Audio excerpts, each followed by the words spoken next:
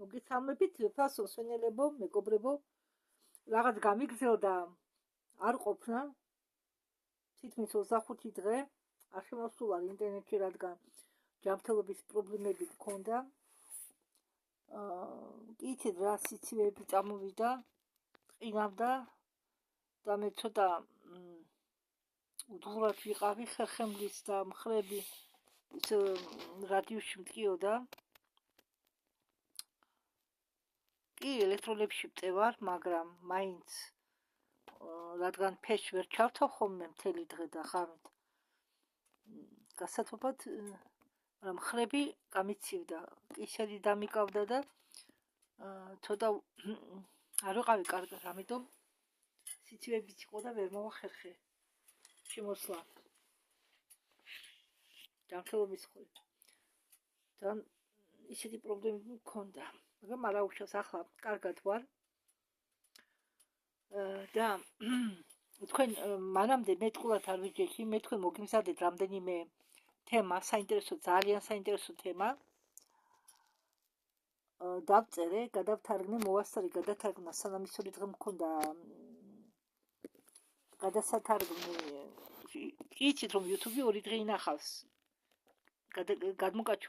გადმოტვირთულ ვიდეოებს და 2 დღე ძალიან ბევრია, საკმარისი იმისათვის რომ რაღაცები დაწერო. ამიტომ მე თქვენ დღეს მინდა შემოგთავაზოთ ალექსეი გუბიკოვის, სხვათა შორის ამ ალექსეი გუბიკოვის ვიდეოს შემთხვევით წავაწყდი, რადგან ვეძებდი ვიდეოს თვალებზე ძალიან ბევრ სვენელებს აინტერესებს თვალებზე ვიდეოები და ბევრმა არის ის რომ დედამიწას ერთი დროს ყავდა 3 მთვარე. მე მაქვს ვიდეო ატვირთული ლელაზე, როგორ დაიღუპა და თუ პასექი რომ დაკავშირებული ამ ლელიას დაღუპვასთან და ეს პასექი სინამდვილეში ეკუთვნის სლავიანურ დღესასწაულს და ეკლესიამ უბრალოდ მოიპარა ეს დღე იმისთვის რომ ქრისტიანული დღესასწაულებში ჩაესვა. სინამდვილეში პასექი არ არის ქრისტიანული დღესასწაული. და ეს ვიდეო მე გადავთარგმნე ვიქტორ მასიმენკოვის ის მთვარე ლელიაზე გადავთარგმნე, ლუნა ლელია გადავთარგმნე ვიქტორ მასიმენკოვის ვიდეოდან და აი ამ მთვარის ისტორიების ძებნაში მე წავაწყდი შემთხვევით გუბენკოვ ალექსეის, რომელიც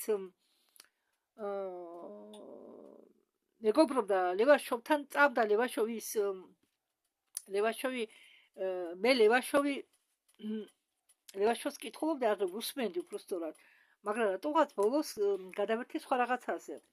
არა და ძალიან საინტერესო ვიდეოებს ქმნიდა. მის მეუღლეს დაწერილია წიგნი გამოცხადება, ის ბიბლიური გამოცხადება არა, თან მარტო ბიბლიური გამოცხადება არ არსებობს, რამდენიმე გამოცხადება არსებობს საერთოდ რომ იცოდეთ. და ალექსეი გუბენკოვმა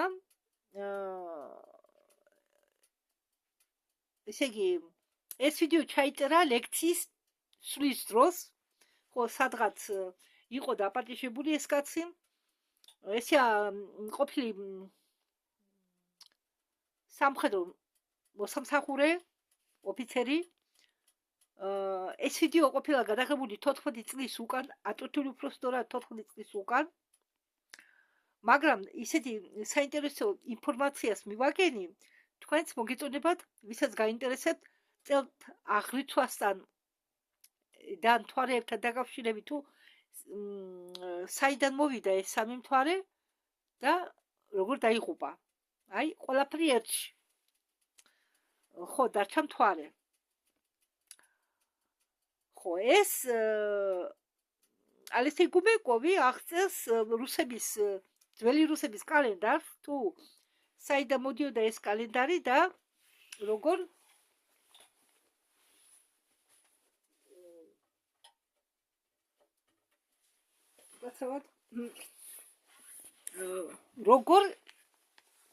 უბრალოდ რა დროიდან იწყებოდა კალენდრის ართულა, რადგან ძველ რუსებში წესი ქონიათ თუ რამე მოხდა მოვლენა ის ძველი კალენდარი ბარდება წარსულს და ესენი ახლიდან ქმნიან კალენდარს და რამე მოვლენას მიაკუთვნებენ. ხო, ახლა მე თქვენ ამას ყველაფერს აგიხსნით, წაგიკითხავთ უფრო სწორად. ხო, ლევაშოვმა შექმნა მოძრაობა Возрождение Золотой век, Возрождение Золотой век, და ეს ალექსი გუბიკოვი იყო ამ საზოგადოების წევრი. Возрождение Золотой век. მე თქვენ ლევაშოვზე კიდე მოგიძებდით ვიდეოს. მოდით რომ არ დამიფრენ მეც და რომ არ გადახტე არ ვიხდუნ იქით-აქეთ, მოდით ამ თემას გავაგრძელებ. მას პეტრე პირველი ვინ იყო იცით ყველა. პეტრე პირველმა შემოიტანა იულიანეს კალენდარი. მან ბრძანა ჩაითვალათ მაშინდელი წელი, ანუ დაიწყო დროის აღრიცხვა 1700 წლიდან ქრისტეს შობიდან და ახალი წელი დღეს უბრალოდ ახალი წლის დღესასწაული მან გადაიტანა 1 სექტემბრიდან 1 იანვარში. უფრო ადრე საერთოდ 1 მარტზე იმობდნენ და პეტრეს დროს ზეიმობდნენ პეტრამდე ზეიმობდნენ ახალ წელს 1 სექტემბერს. პეტრემ ახალი წელი როგორც დღესასწაული გადაიტანა 1 სექტემბრიდან 1 იანვარზე. ოფიციალურად მეცნიერება ამტკიცებს, რომ იულიანეს კალენდარი იყო უფრო პროგრესიული, ამიტომ იულიანეს კალენდარიც შეცვალეს. მაგრამ აქ ჩდება ორი კითხვა. პირველი, იმ დროისთვის, რომელი წელი მიდიოდა, როდესაც შეცვალეს. და ისევ აქ საიდუმლო არ არსებობს, მეცნიერებითაც არის აღიარებული, ესე იგი მეცნიერების მიმართ არის აღიარებული, რომ 7208 ზაფხული, ანუ წელი, ძველად წელს უწოდებდნენ ზაფხულს. ლეტა. გაიარა ამდენმა ზაფხულმა. ხო. დაუშვათ დღეს ხომ არის 2026 წელი. ძველ დროს იტყოდნენ დღეს არის 2026 ზაფხული. დღეს არის 2026 ზაფხული, ხო? ძველად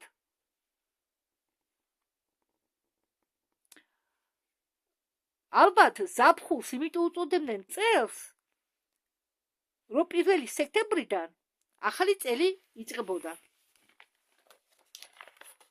მე ჩქარა არ წავიკითხავ, ამიტომ ახლა მე ვხედავ, კი, წაკითხულს ხედავ, მაგრამ მე ჩქარა არ წავიკითხავ, რადგან ეს ძალიან რთული თემაა. ასათვისებად არა, მაპატიეთ, მე იმას არ ვაპრობ, თქვენ გაგიჭირდებათ ათვისება თუ რა, არა. მე იმიტომ წავიკითხავ ამას ნელად, რადგან კვილები არა მაქვს, შეიძლება ჩემი ნათქვამი სხვანაირად გაიგოთ. ამიტომ თორე სხვაგვარად არ გაიფიქროთ, ნუ გამებრასდებით. მე არ მინდა ჩაგაგდოთ გაუგებრობაში. და მეორე კითხვა. მეორე შეკითხვა. შედგება შემდგომში. რა მოვლენასთან დაკავშირებით იყო ეს წელი აღრიცხვასთან, საიდან იწყება ამ წლების აღრიცვა. მას დავიწყოთ. უკაცრავად კიდე მოვამზადებ მე, აქ რაღაცები კიდე მოვამზადებ მე. ტაბულები, რომ ადვილი იყოს აღსათქმელად. სამყაროს შექმნიდან, დიახ, ათვლა დაიწყო სამყაროს შექმნიდან, მაგრამ არა ბიბლიური სამყაროს შექმნიდან, არა. არამედ სამყაროს შექმნიდან ვარსკვლავურ ტაძარში. კიდევ გავიმეორებ. კი იცით, ყველა ადამიანის ნათქვამს ვერ გებულობს ადამიანი. არამედ სამყაროს შექმნიდან ვარსკვლავურ ტაძარში. ზუსტად მასზე თარიღდება ყველა ძველი ხელნაწერები. რას ნიშნავს ეს? სამყაროს შექმნა ნიშნავს სამშვიდობო შეთანხმების დადება ხანძლივი სისხლის ღრელ მძიმე ომის დამთავრების დღიდან. კიდევ გავიმეორებ. რას ნიშნავს ეს? სამყაროს შექმნა ნიშნავს სამშვიდობო შეთანხმების დადება ხანძლივი სისხლის ღრელი მძიმე ომის დამთავრების დღიდან. ჩვენი სამშობლოს დედამიწის და უდიდესი დრაკონის გველეშაპის შორის, ანუ ჩინეთთან. ხო, ერთ პერიოდში ომი იყო ჩინეთ და ძველი რუსებს შორის და მათთან გამარჯვება იმხელა ფასი დაუჯდათ, რომ ჩვენმა წინაპრებმა ჩათვალეს დაიწყოთ ახალი წელთა ღრიცვა ამ მოვლენასთან დაკავშირებით. ამ გამარჯვების სიმბოლო გახდა მხედარი, რომელიც შუბით კლავს გველეშაპს. ანუ ეს არის ნაცნობი, ფოტო, სურათი, ხატი, ხო, ხატად აქცეული და დღეს გამოიყენება ის ეკლესიაში და ბევრ სარწმუნოებაში. მას ალბათ უკვე მიხვდით ვიზია საუბარი. დღეს ეს ცნობილია როგორც გიორგის ხატი, რომელიც კლავს გველს. სინამდვილეში ეს ხატი არა, სინამდვილეში ეს არის დაფიქსირებული სიმბოლო ჩინეთ და რუსეთს შორის ომთან დაკავშირებით. ძველმა რუსეთმა სლავიანებმა მოუგეს ჩინელებს, ანუ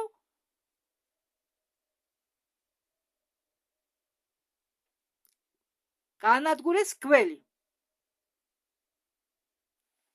ეს გამოსახულება ამ წმინდა გიორგის, წმინდა დარქვეს, როგორც ხატის გამოსახულება არის მოსკოვის ხერბის წითელ ფონზე. ამ ხერბის ასაკია 7519 წელი სამყაროს შექმნიდან. ანუ იმ დროისთვის ეს დათარიღება, რომელსაც მე თქვენ დღეს მოგაწოდებთ, არის თანამედროვე დროსთან შედარებული, მაგრამ ეს მონაცემები 14 წლის უკანდელია. მინდა კიდევ ერთხელ შეგახსენოთ. ხო, ეს დათარიღებები, რასაც მე თქვენ დღეს გაჩვენებთ, არის დათარიღებული ძველი სტილით და ახალი სტილით 14 წლის უკან. ანუ იმ პერიოდისთვის 14 წლის უკან, როდესაც ეს ვიდეო აიტვირთა, იმ მოსკოვის ღერბის ასაკია 7519 წელი. ანუ მაშინდელი თანამედროვე დროით 2011 წელი. იმ დროისთვის 14 წლის უკან იყო 2011 წელი ქრისტეს შობიდან. ხო, ესე იგი ეს 7519 წელი სამყაროს შექმნიდან, ანუ 2011 წელი იყო 14 წლის უკან. მას 7519 წელი დღეს თვლიან, რომ ორი ძველი ცივილიზაციები, შუმერული და ჩინური, ითვლიან 5000-დან 6000-მდე წელს. შევადაროთ ციფრები: 5-დან 6000-მდე წელი და 7,500 წელი და გამოდის, რომ წელთაღრიცხვის ანგარიში 1500 წლით უფრო ძველია. ხო, ესე იგი რომ შევადაროთ, ეს 5000-6000 წელი და 7500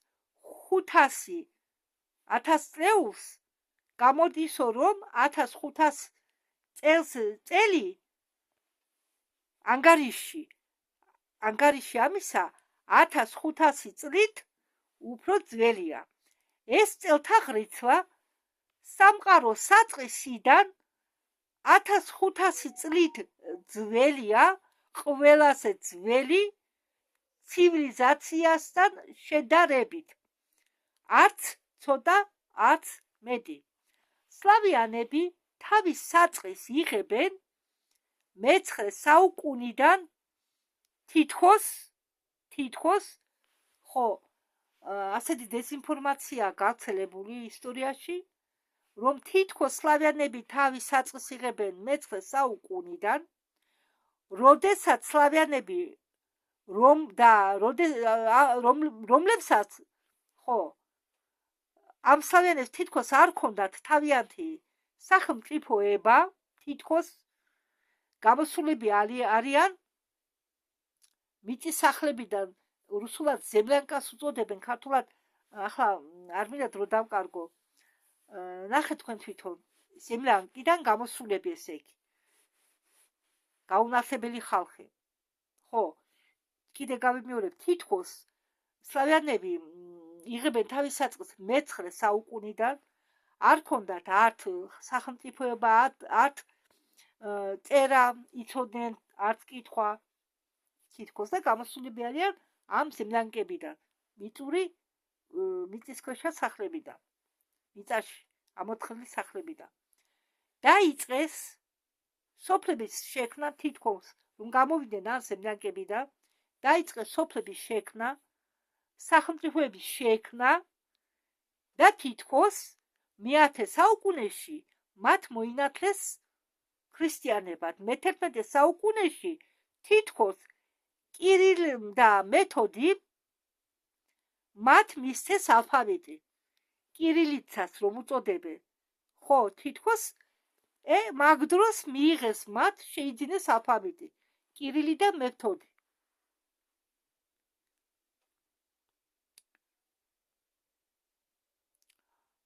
და გაანათლეს ამით თითქოს სლავიანები. ხო, თითქოს რატომ ამბობ? შემდგომში მიხდებით.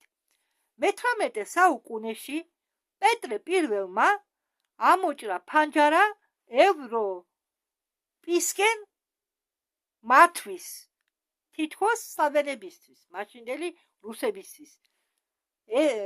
ხომ გაგიგონიათ, პეტრემო ევროპისკენ ფანჯარა ამოჭრაო, ეს თითქოს გააკეთა სლავიანებისთვის და ასე შემდეგ. და როგორ შეძლეს სლავიანებმა 6000 წლის განმავლობაში წელთაღრიცხვის დასაწყიდან მე-9 საუკუნემდე როგორ შეძლეს?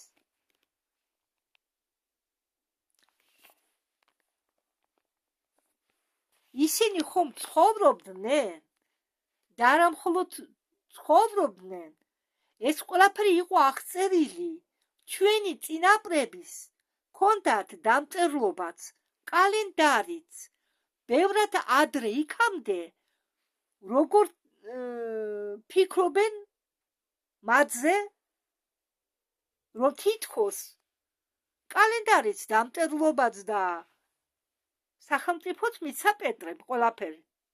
არადა, ბევრად ადრე ჰქონდათ მათ ეს ყველაფერი. თავიანთი დამწერლობაც. პირველი, პეტრე პირველმა გაუქმა რუსული კალენდარი დრო და ხანის განმავლობაში და მასზე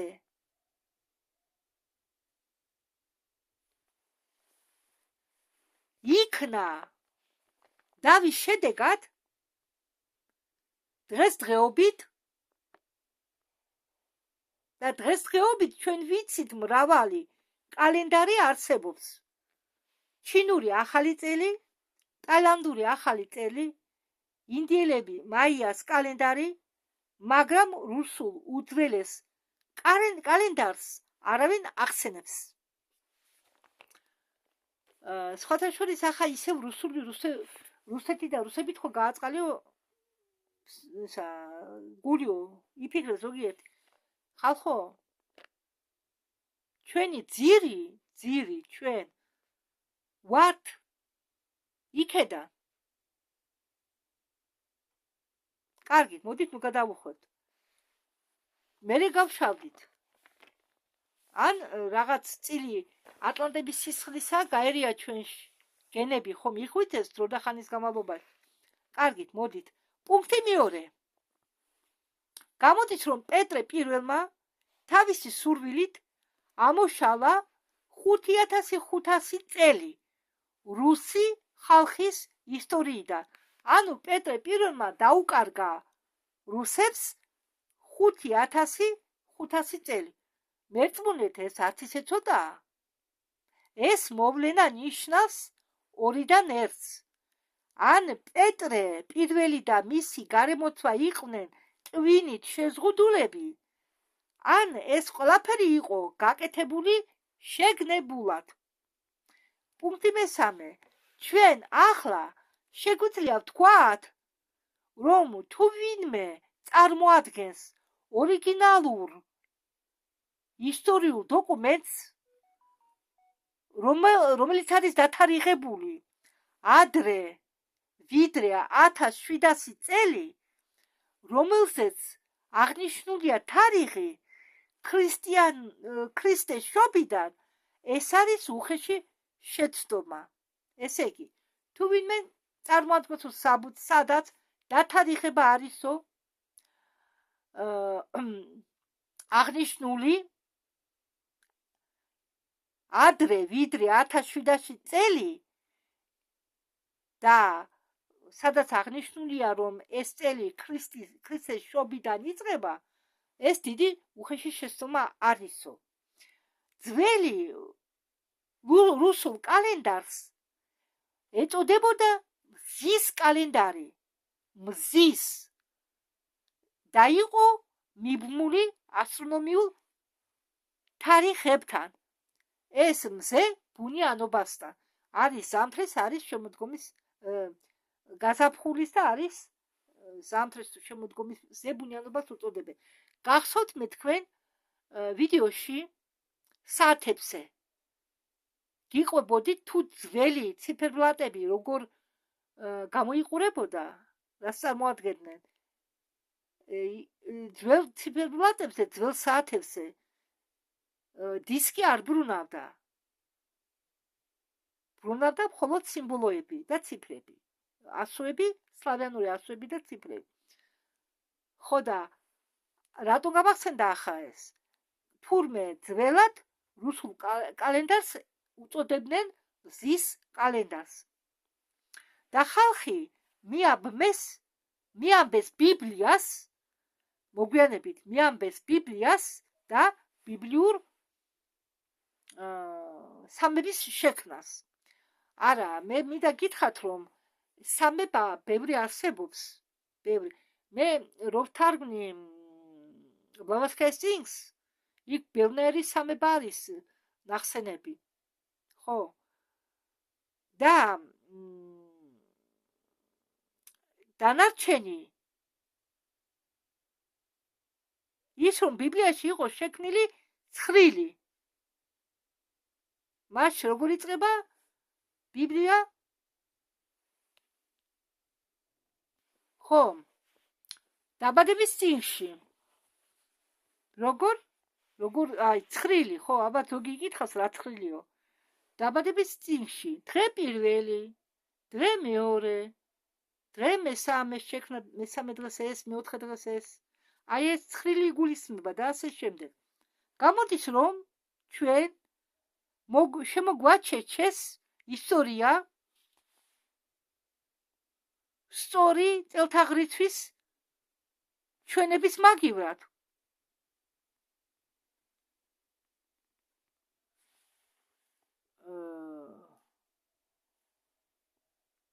ტორის დახმარებით ხდება ხალხის ზომბირება და მათი ღმერთ იეჰოვასთან, რომელმაც თითქოს შექმნა დედამიწა, ადამიანი და სხვა ყველაფერი. არა და გრძნობით ცნობილია, რომ იგივე იეჰოვა, იგივე იახვე, ესენი არიან, ანუ ნაკები, ხო, ზოგი სხვა წარმოშობას მიანიჭებს, მაგრამ უმეტესწილად ესენი არიან იგივე უცხო პლანეტელები, რომლებიც განვითარებით ჩვენზე მაღლა იდგნენ, მარტომ და ნამდვილ ღმერთს, ნამდვილ აბსოლუტს ღმერთს ჩვენ ვერ მოვუსმენთ აქედან, რადგან ის შორსაა, ის ცენტრშია, გალაქტიკის ცენტრში. ახლა კი მოხსნესო გუმბათი დედამიწისებით რომ იყო დატოვეს მარტო ენერგეტიკული, მაგრამ ადრე ჩვენ სიტყვა არ ესმოდა არავის. ისე ვიყავით ჩვენ ჩამოშორებული ყველაფერს. კარგით. მოდით გავაგრძელოთ. დამცხა.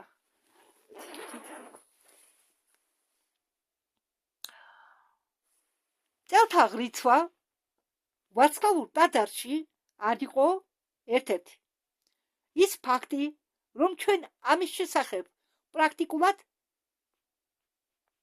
არაფერი ვიცით. ნათელია 1944 წელს იყო გადათარგმნილი თანამედროვე ენაზე უძველესი სლავიანო არიული წმინდა წერილები. ეს წერილები შეინახეს ღრდლებმა, ძველი რუსული ეკლესიის ღრდლებმა, აქ არ იგულისხმება ქრისტიანული ეკლესია, აქ სულ სხვა დანიშნულება ჰქონდა ადრე ტაძრებს. მართლმა დიდებელი ინგლიგების წმენის სტარებლები სტაროვერებისა. მართლმა დიდებული ინგლიგების ორივე შემთხვევაში გ ინგლიგების წმენის სტარებლები სტაროსლავიანების მიერ. ხო, ანუ სტარავერები. სლავიანურ არიული ვედები ამ წერილებს უწოდებენ დღეს სლავიანური არიული ვედები, რომლებიც იყო დაწერილი რუნებით, თავიდან იყო რუნები. ალბათ გაგიგონიათ, ინტერნეტში შედით, ნებისმიერ ინფორმაციას მოიპოვებთ. რუნები.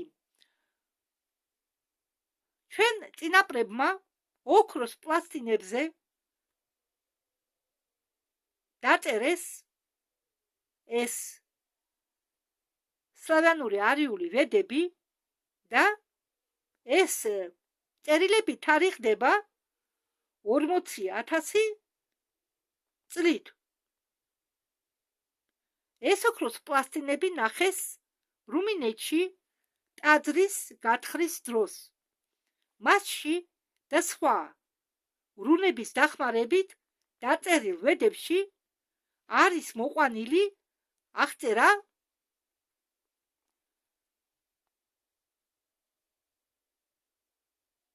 წელთა აღრიცხვისა, უბრალოდ მაპატიეთ ჩქარობდა წელთ რიცხვებისა. ხო, მოყვანილი არისო აღწერა წელთა აღრიცხვებისა და სხვა. და ჩემი მიზანი, როგორც მე ვთქვიო, 2011 წლის ქრისტეს შობიდან არის, ესე იგი, იმ დროისთვის იყო წელი, იმ 2011 წლის დროისთვის, როგორც წინათ თავში ვიდეოში მე გითხარით, 7919 წელი.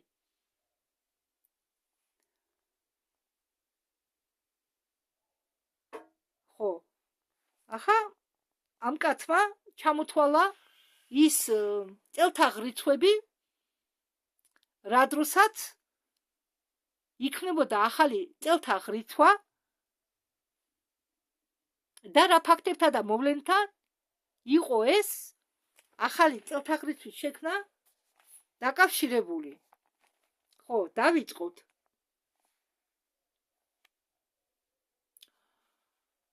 $13,019 წლის უკან. არა, მე არ შემეშალა. აქ 5 ციფრია მოყვანილი. 13,019. ამიტომ მე წავიკითხე ასე. 13,019 წლის უკან.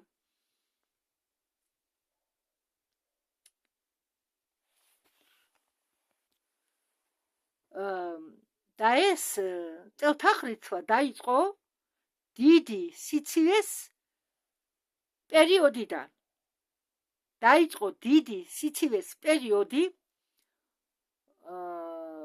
ესე იგი, ეს წელთაღრიცვა დაიწყო დიდი სიცივეს პერიოდიდან. ანუ от великой стужи. დიდი სიცივე. ამის ახსნაც მე ახლა თქვენ მოკლედ გეტყვით და შემდეგ რამდენიმე ამ წელთაღრიცხვის ახსნა მოყავს იმ ალექსეის, მაგრამ ჯერ ჩამოთვალა რამდენიმე ეს პირველი წელთაღრიცხვა. ხო, ეს 13,019 იყო პირველი წელთაღრიცხვა. ხო, მეორე 44,550 ეს არის თარიღი ძველი დროის. ეს არის წელთაღრიცხვა და ეს წელთაღრიცხვა, ეს 44 წელი 550, 44,000 უკაცრავად 44,550 წელი იწყება იმ დროიდან, როდესაც შეიქმნა უდიდესი, ესე იგი, მაშინ რუსეთს უწოდებდნენ რასენები, რასენი და როდესაც შეიქმნა უდიდესი ყოლა, ამ რასენების ყოლა, იმ დროიდან ეს წელთაღრიცხვა, აგერ მიწერია, მე პირველი არ დამიწერია, ეს დავწერე უცებ. აი ეს წელთაღრიცხვა 44,550. ეს არის სამყაროს ყოლას შექმნიდან. ანუ ყოლა ნიშნავს წრეს და იმ დროს რაღაც მოვლენა მოხდა, რა დროსაც შეიქმნა თეთრი რასის თანაძმობა. იმ დროს ვინც კი ცხოვრობდა თეთრი რასა, რასაც თეთრი, რამდენი რასა ცხოვრობდა, მაგათმა შექმნეს თანაძმობა ამ დროს.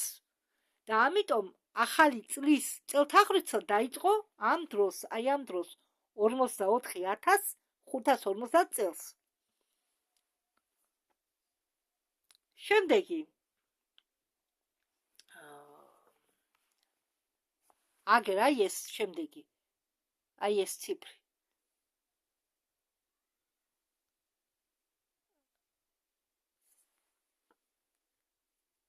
ას 6,799 წელი.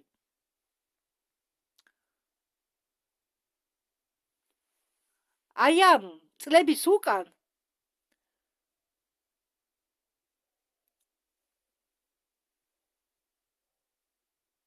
შეიქმნა ასგარდი, ირიული ასგარდი. რატომ ირიული, ახლა აგიხსნით. და დედაქალაქს დაარქვეს გარდი, გრად. გარდი არის სახელი. ნუ კი იციდი ძველად ყველა დედაქალაქებს გრადს უწოდებდნენ. რადგან ასგარდი რო გაყო ეს ასგარდი ასოებად 100 ნიშნავს ღმერთს რომელიც ცხოვრობს დედაქალაქში 100 ღმერთი გარდი გრად ესე იგი 100 ღმერთი რომელიც ცხოვრობს დედაქალაქში ანუ 100 გარდი და ირიულის რატო ასგარდი ირიული რატო მაინდამაც ირიული ასგარდი ირიული ახლა მაგასაც აგიხსნით აი აგერ ადრე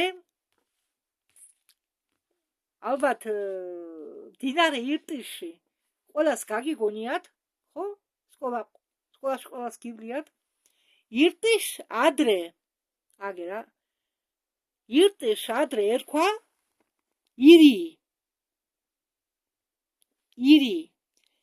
და ძველმა სლავიანებმა შექმნეს აი აქ ამ ეს არის ობი დინარე ობი აი ეს არის დინარე ობი აქამდე დინარე ობია და აი ეს არის დინარე ირტიში ანუ ირი და ამ ობი და ირტიშის აი ამ ადგილას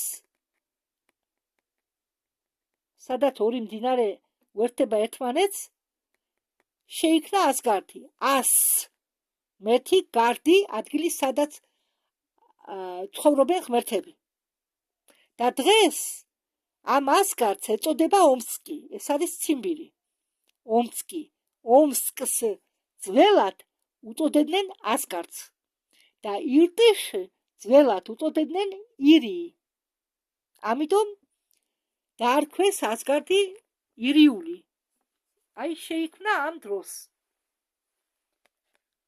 ასგარდ ირისკი ანუ ომსკ სიბირ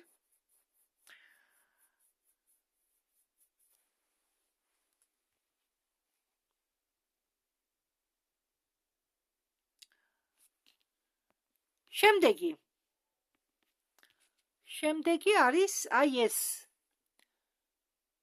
111 1817 წელთაღ რიცხვა დარიიდან უდიდესი გადასახლებიდან ანუ ამ წელს მოუწიათ გადასახლება დარიიდან ჰიპერბორეა ჰიპერი ნიშნავს მაღლიდან ბორეა ნიშნავს ჩრდილო ქარს მე თქვენთვის დადებული მაქვს რუკა ჩემი დახატული რუკა ხო იქ შეგიძლიათ მოძებნოთ 4 კუნძულია შუაში მაგას უწოდებდნენ დარიას ან ჰიპერბორეას როგორც გითხარით ჰიპერ მაღლიდან ბორეა ჩრდილო ქარი და სხვათა შორის ეს კუნძულები არსებობდა დიდხანს და არც ისე შორს ჩაიძირა რაღაც მოხდა ისეთი რამაც ჩაძირა ეს კუნძულები რამაც გამოიწვია წარღვნა და რამაც გამოიწვია ძველი ცივილიზაციის განადგურება და სხვათა შორის ეს კუნძულები არ ჩაძირულა უცებ იძირებოდა თანდათანობით კარგით მოდით ახლა შემდეგზე გადავიდეთ აი მივახლოვდით 3 თვარის თემას აგერა აი ეს წელთაღრიცხვები ბევრია მაგრამ ამ კაცმა მხოლოდ 5 წელთაღრიცხვა განიხილა 3 თვარის პერიოდი წელთაღრიცხვა 142.101 წელი. შეიძლება მე მაპატიეთ მათემატიკა შეიძლება არასდროს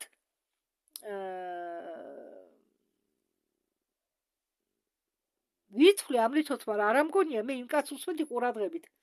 ასე ყვებოდა მაგით 142.101 წელი. 3 თვარის პერიოდიდან. როგაჩნდა, ესე იგი, როგაჩნდა ეს 3 თვარე თუ დაიღუპა, ამას ახლა ვეგეთყოთ. ახსნის დროს დავაზუსტებ ზუსტად. ახლა არ მახსოვს. და ასე შემდეგ. ბევრი წელთაღრიცხვა არისო და ამიტომ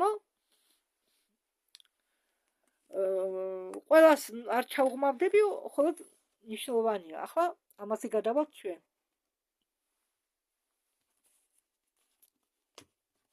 ხო, აი მე თქვენდე რა მოგიმზადეთ. მე ვიანგარიშე თუ რამდენი წელი გავიდა აი ჩვენი თანამედროვე წრის ჩათვლით.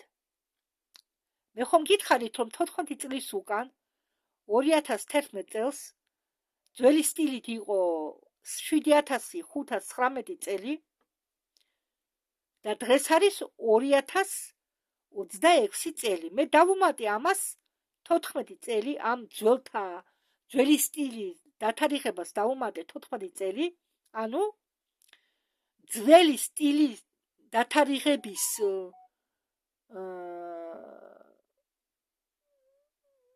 დათარიღებისას გამოვიდა მე რომ ვიანგარიშე ანგარიში ამ ძველი სტილის გამოვიდა 7523 წელი. ანუ იმდროიდან განვლო აი ამ წელმა.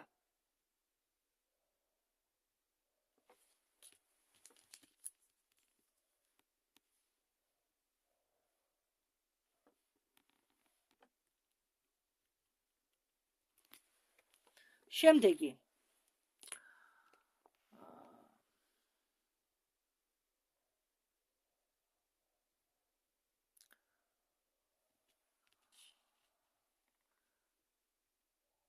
ხო, და ასე შემდეგ. აქ რა მიწერია, მადლობით ერთუց. ხო, აქ არ ჩამიწერია ეს, კარგი. 600.000 წლის უკან თავიდან სლავიანები ცხოვრობდნენ ჰიპერბორეაზე, ანუ დარიაზე. აი, თქვენ ახლა მე გეტყვით მერკატორი რუკის შემქმნელი არის ასეთი პიროვნება მერკატორი, მოძებნეთ მაგის რუკა. შევიყვანეთ მერკატორი და ხელათ ამოგიგდებთ. მერკატორი, რომელმაც ასლი გააკეთა გიზა პირამიდის ერთ-ერთი კედლიდან. და აქ მიაქცია ყურადღება ცენტრში, რომ ცენტრში არის განლაგებული დარია. ხო, ესე იგი მერკატორს ეს რუკა გადმოუხატია გიზა პირამიდის ერთ-ერთი კედლიდან. მისი შექმნილი კი არა, გადმოხატულია. და იქ არის აღნიშნული 4 ისა დარია. ჰიპერბორეა, როგორც გითხარით, რომელიც შედგებაო 4 კუნძულიდან. გაყოფილი მდინარეთი. ყოველი ამ კუნძულებიდან იყო დაკავებული ერთ-ერთი ანუ ყოველი კუნძული 4 კუნძული იყო და ყოველ კუნძულზე ცხოვრობდა თითო გვარი. რატომ და სლავიანები ერთი გარეგნობის კი არ იყვნენ? 4 გარეგნობის იყვნენ. ხო, 4 გარეგნობის. და ყოველი კუნძული ეკავა თითო გარეგნობის გვარის სლავიანებს, ანუ რაცენებს. ეს ანუ საგვარეულოს, თითო საგვარეულოს ეკავა ერთი კუნძული. ისინი იყვნენ თეთრი რასის წარმოშობით. დარიელები, ახლა მე თქვენ ჩამოგითვლით. დარიელები, ხარიიცები, რასენები და წმინდა რუსები. ხო, ამათ უწოდებდნენ სლავიანებს, მაგრამ ესენიც განირჩევიან, როგორც ჩვენ კუთხურად განვირჩევით, ისე განირჩეოდნენ დარიელები, ხარიიცები, რასენები და წმინდა რუსები. ცენტრში იყო აღმართული კუნძული, კიდევ ერთი პატარა კუნძული, მთა მერუთი. გარამერუ, ხომ გაგიგონიათ? მასზე იყო აშენებული მზის ქალაქი. სხვათა შორის ეს მზის ქალაქი მაქვს დახატული და ვედებზე ვიდეო რომ გადავიღე, იქ არის ერთ-ერთ ნახატზე მოცემული. ან დედაქალაქი ასგად დარიული. მაშინ ახლა თამერუ ჩადერულია თავის დედაქალაქიანად და იმ დროს იქ იყო აშენებული დედაქალაქი, რომელსაც უწოდებდნენო ასგად დარიული. და იქ იყო განლაგებული წმინდა კაპიში. ანუ ახლა გეტყვით? ხო, სიტყვა კაპიში ყოფილა ტაძარი. ამდაგვარად ისინი ცხოვრობდნენ 500,000 წელი მშვიდობიანად და შეთანხმებაში.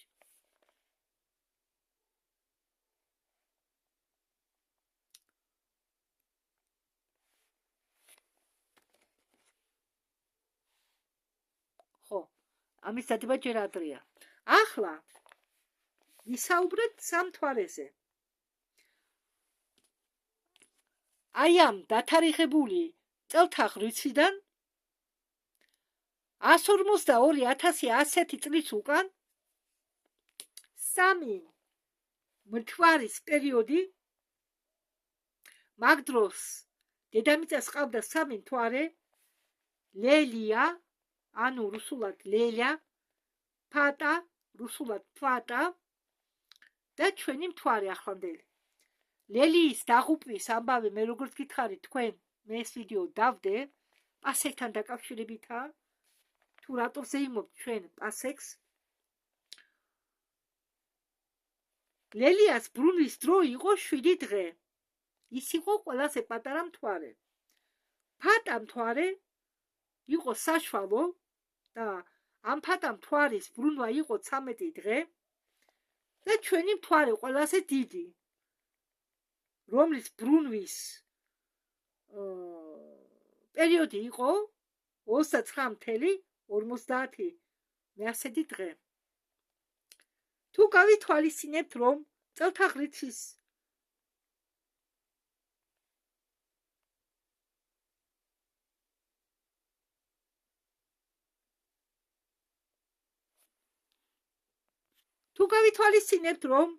ჩვენი წინაპრები წელთა ღვიძლს ამბავდნენ რაღაც მოვლენას, არა რთული გაიგო, რომ ამ 152,101 წლის უკან, ამ 152,101 წლის უკან, რომ დედამიწას გამოუჩნდა სამი მთვარე. ამ დროს თურმე ეს მთვარეები გამოჩენილა. ხო, ამ პერიოდში, ამ წელს.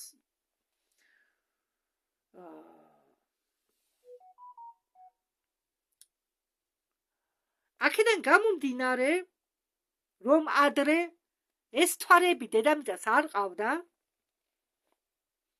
შეიძლება ითქვას, რომ ეს სამივე მთვარე იყო ხელოვნური. ჩვენი მთვარე ვიცით, რომ ხელოვნურია. მე სპეციალური ვიდეოც დავდე მთვარეზე. 2 ვიდეო მაქვს დადებული.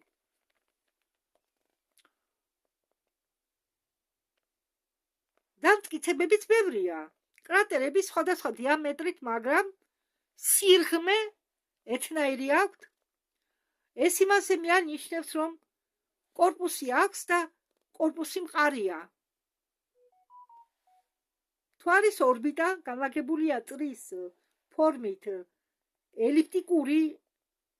ელიფტიკური ფორმის ორბიტა ქონია ჩვენ მთვარეს.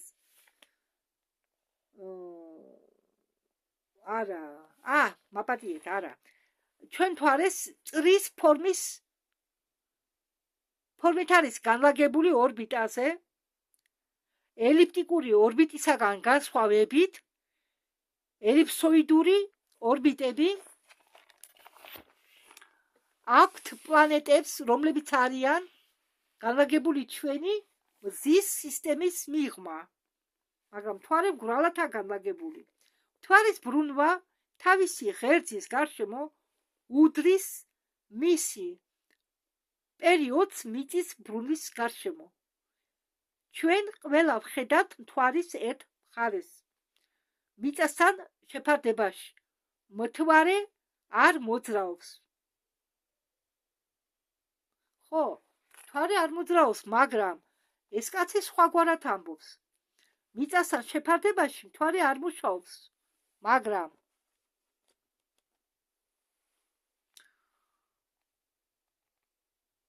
არ ბრუნავს უფრო სწორად.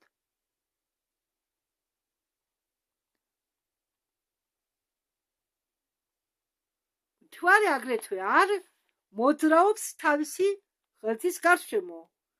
დედამიწასთან ჩვენი მთვარის მეორე მხარეს დედამიწისგან, ესე იგი დედამიწიდან უფრო სწორად მაპატიეთ, დედამიწიდან მთვარის მეორე მხარეს ჩვენ ვერ ხედავთ, ვერ ნახავთ, რაზე მეტყოლებს ეს, რომ ჩვენ ვერ ხედავთ მთვარის მეორე მხარესო, იმაზე რომ მთვარეს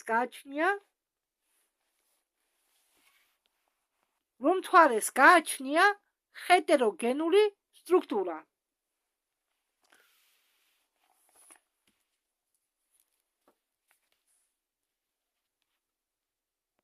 და თურმე თქვენ კი იცით, ასეთი სათამაშო არსებობს რუსული ვანიკა ვსტანიკა, რომელიც თურმე ქართულად ითარგმნება როგორც წამი-წამია.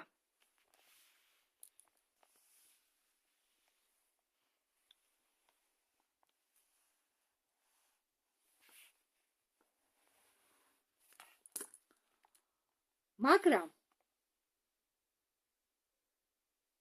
ხო, ეს სათამაშო ისეთია, რომ როგორც არ უნდა დადვა, ის მაინც ადგება. დადგება თავისით იმ მხარეს, სადაც მეტი მასაა განლაგებული, მთვარეს გულისხმობ მე. ამ წამი-წამია სათამაშოს მაგვარად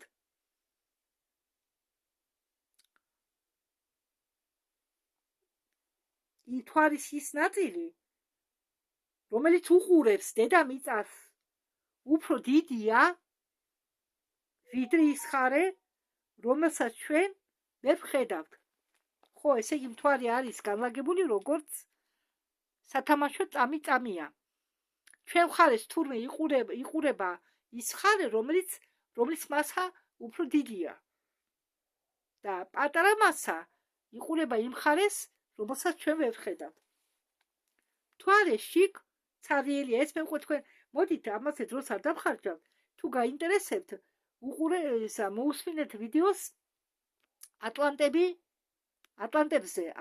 მთვარე, არ მოხსოვს ახლა ზუსტად როგორ დავწერე მე იქ ვიდეოსათა სახელწოდება ატლანტები.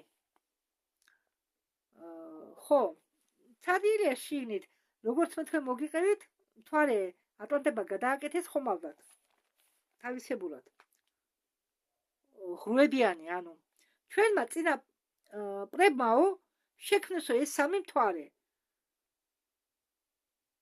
სხვათა შორის ამ დიდი მთვარის გამო ბორეევს აქვს დაწერილი ამ მთვარესზე უფრო სწორად, რომ იყო ასეთი რასა პერიოდი მაპატიეთ ერთად გავიხსენებ პერიდონიტები. ხო, ამათ ჰქონდათ მოგრძო თავები. იმასაც ბორევი წერს მათზე. მე კი წარმოადგინე ატლანტების ვიდეო როგორ შექმნეს თვარე, მაგრამ ბორევის პერიდონიტებზე წერს, რომ თითქოს ისინი ჩამოვიდნენ, რომ მაგათმა უბრალოდ სხვა სივრციდან გადმოიტანეს ეს თვარე. ანუ ხომალდის შექმნეს და გადმოიტანეს. მე ბევრჯერ მიხსენებია ვალერია კალცოვა. მაგის სხვანაირად ხსნის თვალის ამბავს. მე თქვენ მაგ ისტორიასაც გიპოვით და გადაგითარგმნით. აი, ვეძებ და ვერ ნახე, მაგრამ გიპოვით მაგას მე. როგორც კი ვიპოვი, გადავთარგმნი. აუცილებლად. არა, მე მინდა თქვენ ყველა ვერსია მოგაცვენინოთ. იმიტომ რომ იცით რა, შეიძლება ახლა საქმე იმაშია, რომ თუ როგორ გადმოსცემს ადამიანი რამე ისტორიას და როგორ გებულობს და როგორ გადმოსცემს, ამაზეა ყველაფერი დამოკიდებული.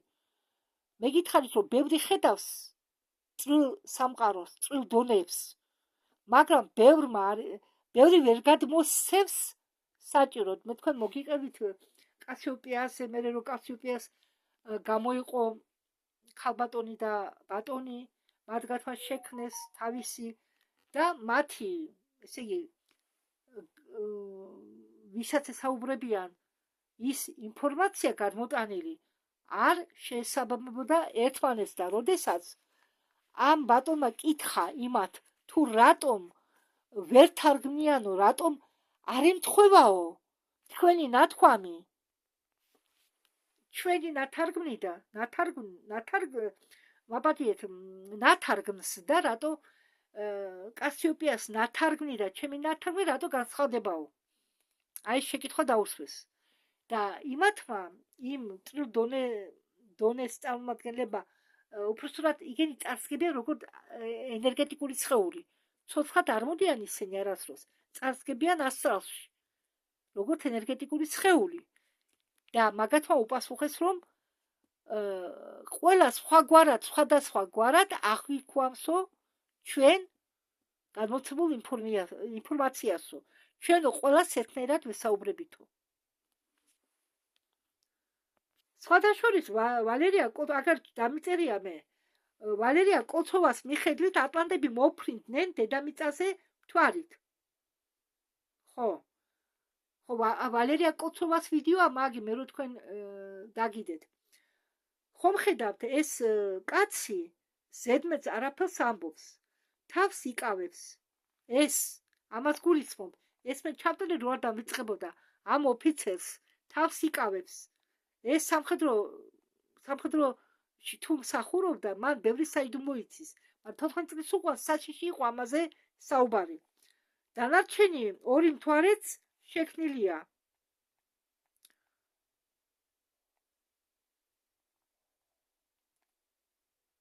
და სხვათა შორის ეს ამბობს, რომ მთვარეზე არავინ არ ცხოვრობსო და მთვარე გაჭედილია უცხო პლანეტებით, ბაზებით. როგორც ამერიკული ბაზებია ყველგან განლაგებული დედამიწაზე და რუსული და სხვადასხვა ქვეყნის ბაზები, ასეთი ბაზებია განლაგებული მთვარეზე. ფეხსაც ვერ შეადგამ თურმე ადგილი არაა, ისეთი ამბავია.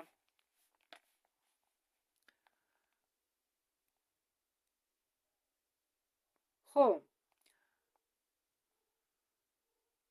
სამმა თვარემ შექმნა გრავიტაციული ველი. ალბათ იმიტომ შექმნეს ჩვენმა წინაპრებმა ეს გრავიტაციული ველი, რომ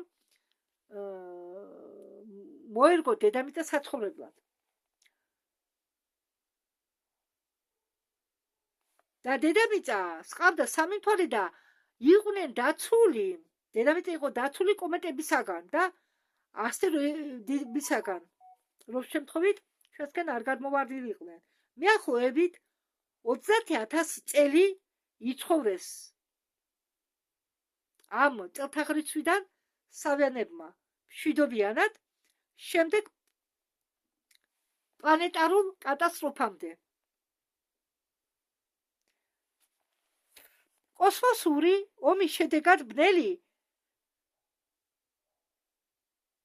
ძალის ცივილიზაციები, კოსმოსური პარაზიტები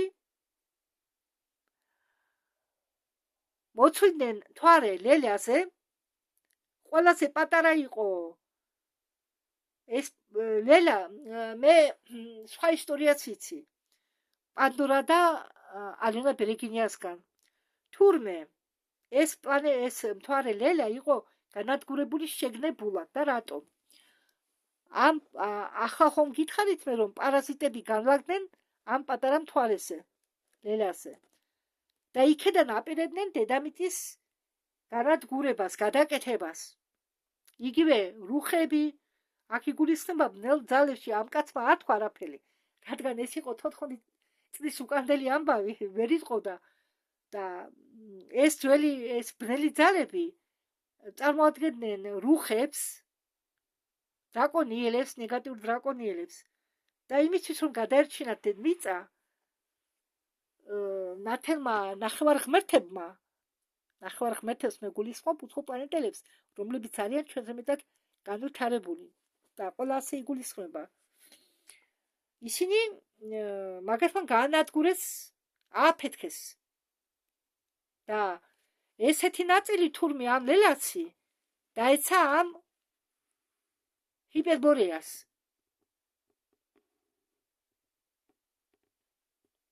და წყალი, რომელიც ლელაზე იყო, იგიც დაიღვარა.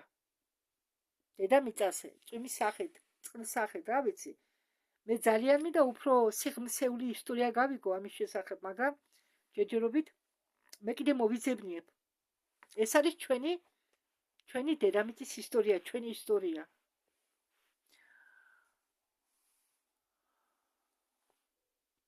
და ლელიას ნატეხების დაცემის შემდეგ დედამიწაზე მოხდა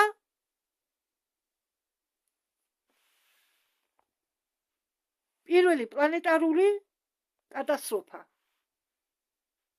ხო. იმიტომ რომ დარიის ამ ჰიპერბორეის კუნძულების ჩაძირვა მოყვა წარღვნა, რა დროსაც კასპიური და შავის საერთოდ ყველა ზღვები შეუერთდა ერთმანეთს. ის ჭაობები, რომლებიც არა მხოლოდ საქართველოშია, ბევრ ქვეყანაშია, იმის ნიშანია, რომ ის მიწა იყო დატბორილი. დაიღუპა ორგანიკა, ადამიანი, მცენარე, ცხოველები და ამიტომ შეიქმნა ტორფები. სადაც ტორფებია, იქ ორგანიკა, იმიტომაა ის ტორფი იქა შექმნილი, თორე ორგანიკა რომ არ იყოს, ტორფი არ იქნება, ჩვეულებრივი ჭაობი იქნება.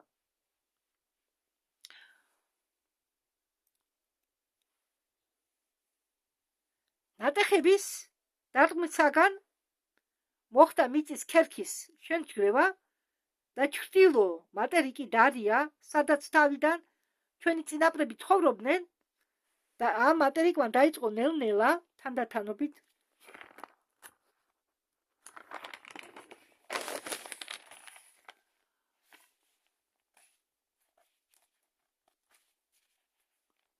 ოკეანეში ჩაძირვა. ნატეხების ჩამოვარდნა და დარიას დატბორვა უცებ არ მოხდა. ის იტბორებოდა რამდენიმე წლის განმავლობაში. სხვადასხვა ინფორმაციით 10 წლეულების განმავლობაში. ამიტომ მაგათ შეეძლოთ გადარჩენა და მოასწრეს გადასახლება ახლო მატერიკზე, ასიაზე.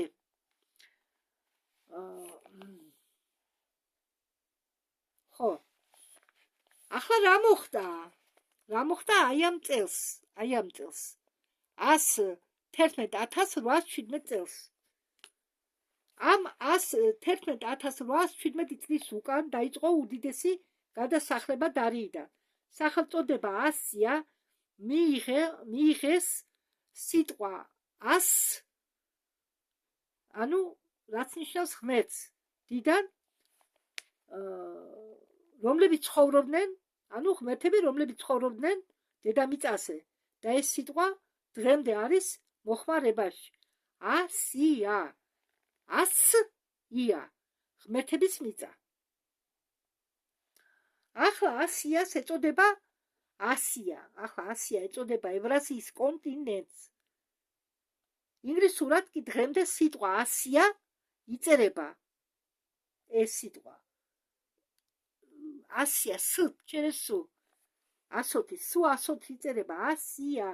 რუსულ ენაში კი ს შეცვალეს ასო ზეთი და რუსულად ეწოდება აზია.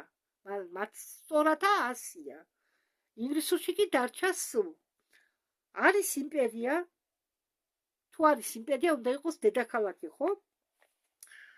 ხო. ახლა შემდეგი, როგორ შეიქმნა ასგარდი? ირიული ასგარდი. ხო, მე თქვენ განახეთ ფოტო. დინარე და ეგ. 6789 წლის უკან წელთა ღრიცვა ასგარდის შექმნიდან ითვლება. ეს წელთა ღრიცვა 106749 წელი ითვლება ირიული ასგარდის შექმნიდან. ანუ ომსკის შექმნიდან. კიდევ გაჩვენებთ ახლა მე რომ გაგახსენდეთ. აი აგე.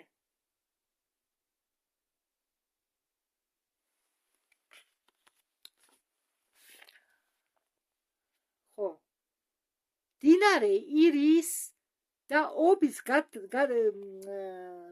იმ ადგილას, სადაც უერთდებიან დინარე ობი და დინარე ირი, ანუ ირტიში, დიახ, ახლანდელი ირტიში, აგერ კიდევ განახეთ, აგერ ობი, ეს არის აქამდე ობი და ეს კი არის დინარე ირტიში, ანუ ირი. და ეს არის სხვადასხვა ძალიან ბევრი პირამიდებია ომსკში.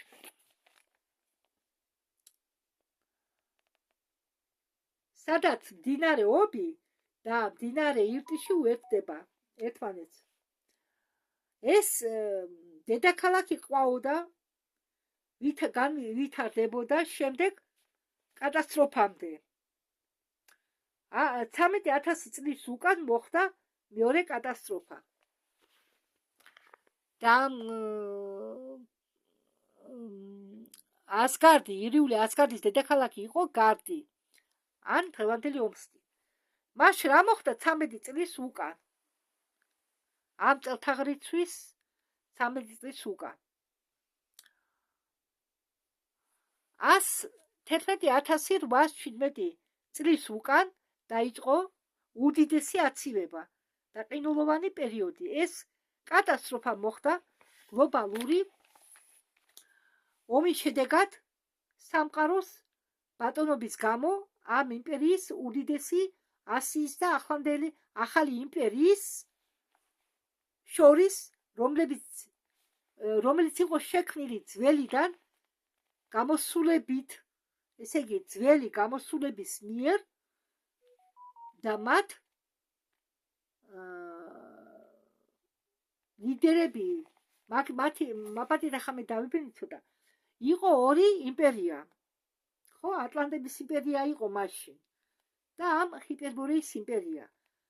როდეს ეს პირველი კატასტროფა რომ მოხდა, ესენი ხო გადმოსახლდნენ სხვაგან. ამ ატლანტებს უნდათ ბატონობა, ატლანტებს. და ებრძოდნენ ამათ, ამ ჰიპერბორეელებს. სხვათა შორის ატლანტების და ჰიპერბორეელების შთამომავლობა იყვნენ სკიფები. და სკიფების შთამომავლობა ვართ ჩვენ, ვინც კავკასიონზე ცხოვრობთ, კავკასიონის რეგიონში. და ამ ძველი ცივილიზაციიდან გამოსული ლიდერს ეწოდებოდა ანტა.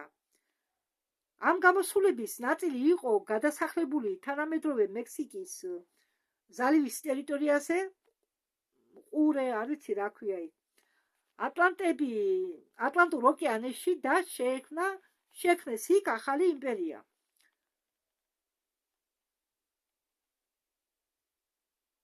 და უწოდეს ატლანი. ანუ ატლანტიდა. ეს არის პირველი ომი მიწაზე მსოფლიო ბატონობაზე.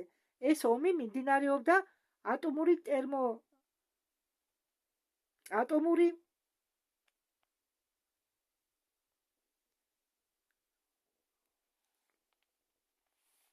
მეტეოროლოგიური, ტექტონური, ტექნიკური შეერაღებების დახმარებით.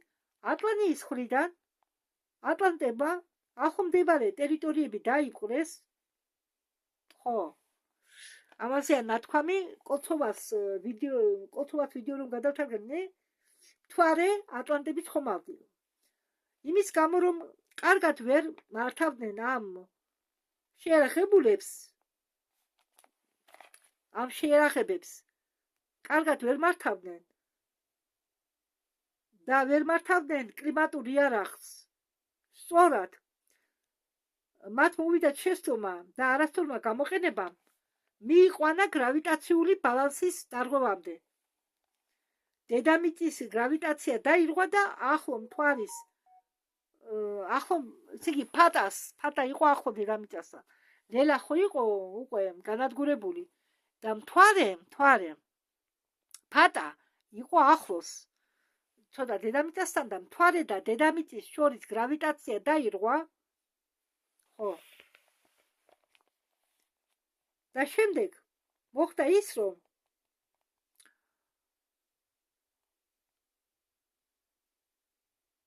ამ ყველაფერმა გამოიწვია მეორე პლანეტარული კატასტროფა, რადგან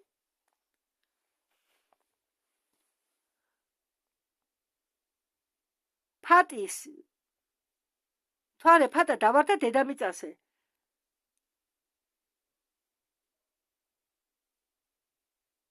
და იმ პერიოდში, როდესაც ფატა ვარდებოდა დედამიწაზე, გზა და გზა ნაწილად იშლებოდა. მთვარე ფატა. ამის შემდეგ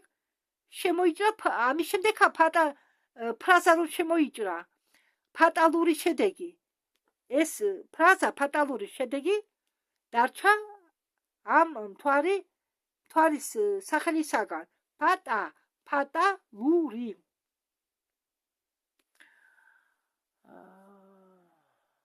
თანამედროვე დროში არავის შეუძლია ამ ფრაზის ახსნა. არ ახსოვთ, არ იციან. ბევრი ფრაზებია შემორჩენილი, რომლის ახსნა ჩვენ არ შეგვიძლია.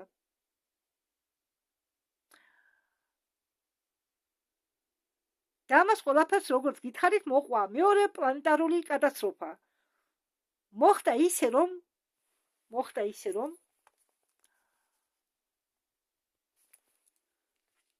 მოხდა შეჯახება იმის მაგვარი, როგორც ორი მოპირდაპირე მოძრავი ავტომობილები ეჯახებიან ავარიის დროს ერთმანეთს. ამის შედეგად ჩვენი პლანეტის კუთხე, ჩვენი პლანეტის დახრის კუთხე შეიცვალა 23 გრადუსით და 50 მეასედით. რასაკვირველია, მოხდა პოლუსების შეცვლა. ჩრდილო პოლუსი იყო მაშინ განლაგებული თითქმის ატლანტის ოკეანესთან. პორტუგალიის და ესპანეთის გვერდით შესაბამისად პოლუსების შეცვლის შემდეგ ახლა სხვა გამოვიდნენ და ამოძრავდნენ ტექტონურმა პლიტებმა. ანუ ამოძრავდა ტექტონური პლიტები. ამის შედეგად ხმელეთის ზოგი ნაწილი ჩაიძირა, ზოგი მატერიკები ჩაიძირა, ამოვიდა ახალი ხმელეთი, წყლიდან გაჩნდა ახალი მატერიკები.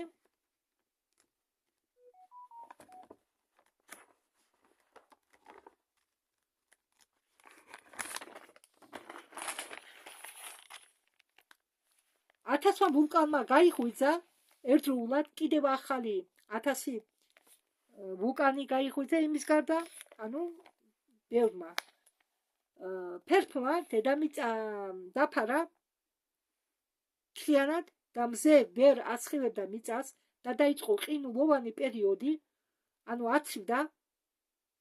პერუშიც არის ამაზე აღწერილი. მე სხვათა შორის ვიწერ პერუნებს. დამჩა იქ ორი თავი გადმოსაწერი და მაგის გადათარგმნაც მინდა. აქ წერია, რომ ხალხი იმალებოდა გამოქვაბულებში წვიმისაგან და სიცივისაგან. წვიმა რადიოაქტიური იყო. დაიწნენ ხორცის ჭამა, რომ მოშივდათ და საქონელი ხომ დავადებული იყო რადიაციით და ბევრი ხალხი მოკვდა ამ რადიაციისაგან, რადგან საკვებად უარგის ცხოველს ჭამდნენ. წყალი იქნებოდა რასაკვირველია მოწამული. ცუნამიმ არაერთხელ გადაუარა დედამიწას ამის შედეგად და მხოლოდ კონტინენტის სიღრმეში ან მაღალმთიან რაიონში ნაგრევები არც ისე მასშტაბური იყო, არის უпростоრად. გადაურჩა ასგარდი. ხალხი მხოლოდ გადარჩენაზე ფიქრობდა. ბევრ ცოდნა და ტექნოლოგიები იყო დაკარგული და მიდღართ მიწის ცივილიზაცია იყო ამ კატასტროფის გამო. galактიკური განვითარებიდან უკუგდებული ქვის ხანამდე. ანუ იმდენად განვითარებული ცივილიზაციები იყო, რომ ქვის ხანაში აღმოჩნდნენ. ცოდნებიდან მისი ტექნოლოგიების დაკარგვის გამო.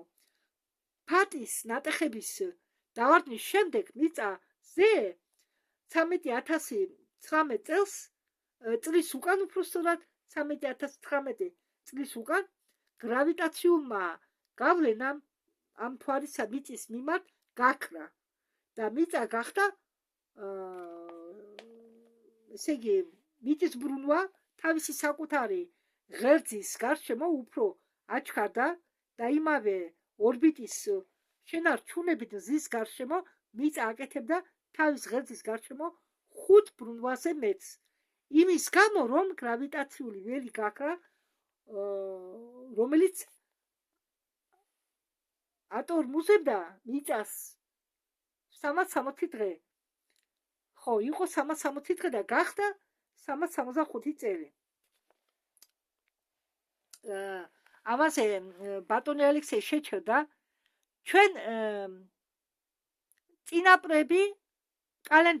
ჩვენი წინაპრები კალენდარს უწოდებდნენ კრუგალიოთ ჩისლა ბოგა, ანუ ღმერთის რიცხვების წრეში სიარულს ნიშნავს ეს. მისი მცველი კი იყო ჩისლაბოგ, ღმერთი რიცხვი. ჩისლაბოგ ნოვა გოდა, არა, ჩისლაბოგ ღმერთი რიცხვი. ახალი წელი იწყებოდა საშემოდგომო მზებუნიანობის 22 სექტემბერს. მზის წლიური ციკლი შედგებოდა დროის 3 სეზონისაგან. თანამედროვე დროის განსხვავებით და მისი მხოლოდ როდესაც ერთიანი ხდებოდა ეს 3 დროის სეზონი, ქმნიდა მზის წლიურ წრეს, ანუ ნედა. ახლა ჩვენ მოახერხდებით ამას, უყურეთ. აი ეს. ესე იგი, კიდე გავიმეორებ მე. ცოტა არეულად მომივიდა, ხო? კრუგალიოთ ჩისლა ბოგა. ანუ ღმერთის რიცხვის ზუსტად გეტყვით ახლა. ანუ რიცხვების ორმხრივი მოძრაობა. ხო, ანუ კალენდარი. ღმერთის რიცხვების წრეზე სიარული, ასე ვთქვათ.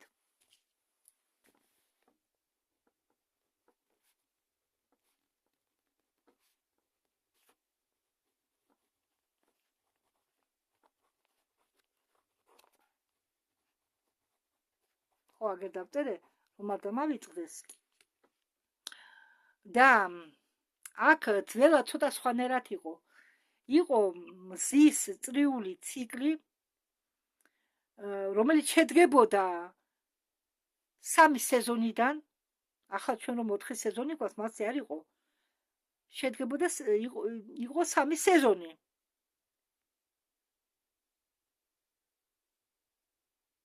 და როდესაც ეს 3 სეზონი თავისას ამოწურავდა, როგორც ჩვენ ახლა წელი ხო ამოწურავს სეზონებს წლის ბოლოს, ასე იწურებოდა და ქმნიდა მზის წრიულ წრეს, ანუ ქმნიდა წელს, მაგრამ მაგ დროს ამ წელს უწოდებდნენ ზაფხულს, ლეტა. ხო, ზაფხული შედგებოდა გეტყვით ახლა 9 თვისაგან. ზაფხულს მე გულისხმობ წელიწადი. მაგათ სიტყვებით ლეტა, ანუ ზაფხული ლეტა, წელი რა, ლეტა. Сколько тебе лет? რამდენი წლის ხარ შენ? ხომ მეკითხებიან ადამიანს ხოდაშორის რუსულში დარჩა ეს Сколько тебе лет? მეკითხებიან ლეტა, სიტყვისგან ლეტა. მაგრამ წელს ნიშნავს რამდენი წლის ხარ ჩვენებურად, ხო?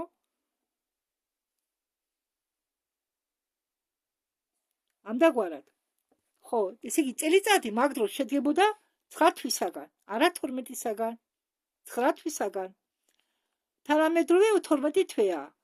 ყოველ სეზონში 3 თვე. იყო 3 სეზონი, როგორც გითხარით.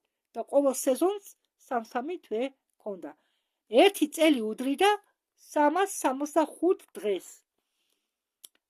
თვეში იყო 41 დღე. 40 ან 41 დღე. ხო. ესე იგი ახლა ესე იგი ლუწი თვეებში იყო 40 დღე. კენტ თვეებში იყო 41 დღე.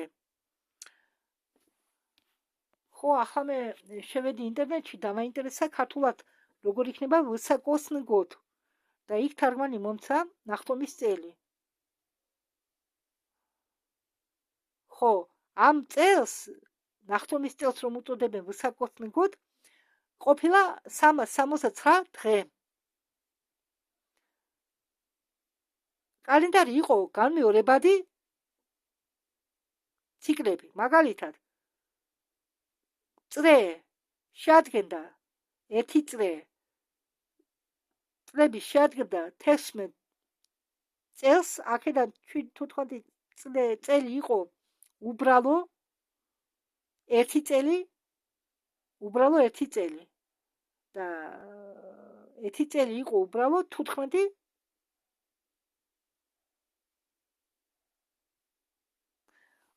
მაპატიეთ, ესე იგი 1 წლიდან, ციკლური წლიდან, ამ წლებისა შეადგენდა 16 წელს, აქედან 1 წელი იყო, 15 წელი იყო უბრალო, ხო, 15 წელი იყო უბრალო 1 ნახტომი წელი. ესე იგი სიცოცხლე, აგე რა უყურეთ, ნავალიტი 22 სექტემბერი. სიცოცხლის წრე შეადგენდა, იქ არ ამბობდნენ, ძველად არ ამბობდნენ, ამდენხანს ცოცხლობდა. ადამიანზე ამბობდნენ სიცოცხლის წრე შეადგენს ამდენ წელს. ანუ ჩვენთან თუ ამბობენ ადამიანი ცხოვრობს 70 წელი, იქ ამბობდნენ სიცოცხლის წრე შეადგენს 70 წელს. მაგრამ საქმე იმაშია, რომ იმ დროს ადამიანი ცოცხლობდა 154 წელი. ანუ სიცოცხლის წრეს შეადგენდა 154 წელი.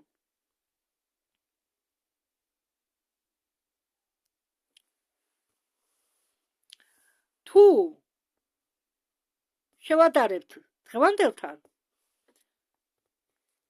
100 წელი შეადგენს უბრალო განტოლების აწრეულებს. სიცოცხლის წრეს კი სხვა გაგება აქვს თურმე. სიცოცხლის წრე შეადგენს საზომის ერთეულს, ერთი უბრალო ადამიანის სიცოცხლისა.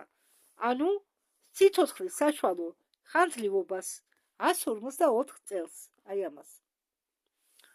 ერთი კვირა შედგებოდა 9 დღიდან. ერთი კვირა შედგებოდა 9 დღიდან. კვირის ყოველი დღე შეესაბამებოდა თავის რიცხობრივ სახელს. მაგალითად, ორშაბათი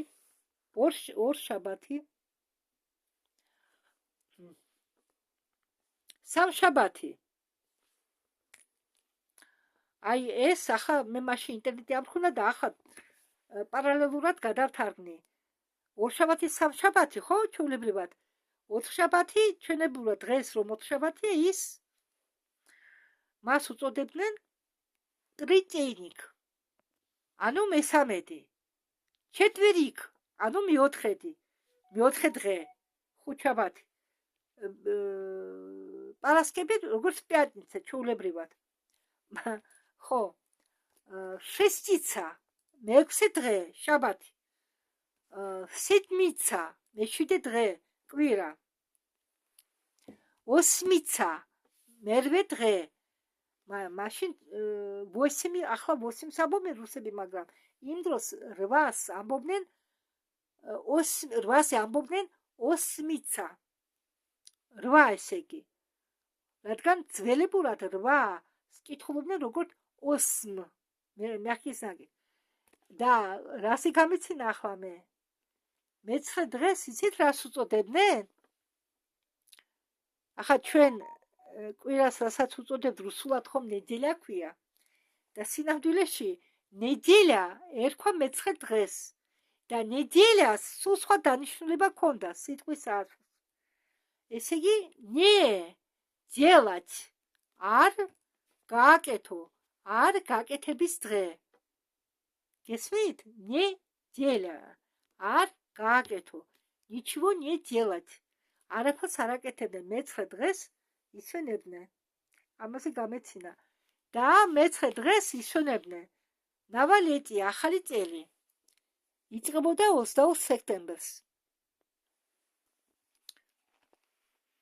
შემოდგომის თვეში. ხო და ერთი წელი შედგებოდა 9 თვიდან. არა 12 თვიდან. ერთი წელი შედგებოდა 9 თვიდან. თვეები სახელწოდება შემოდგომის. ხო, აქ შემოდგომის თვეები დაიწყო, მკაცვან და დაიწყო პირდაპირ მეორე თვით. რა მხატ შემოდგომის მეორე თვე? ხო. ახალი წელი ანუ აილეტ. ახალი, ესე იგი, урожай.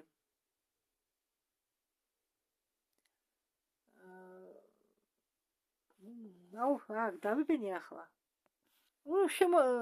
ჩვენი სიტყვები რო თქვა, შემოსავლის აღების თვე.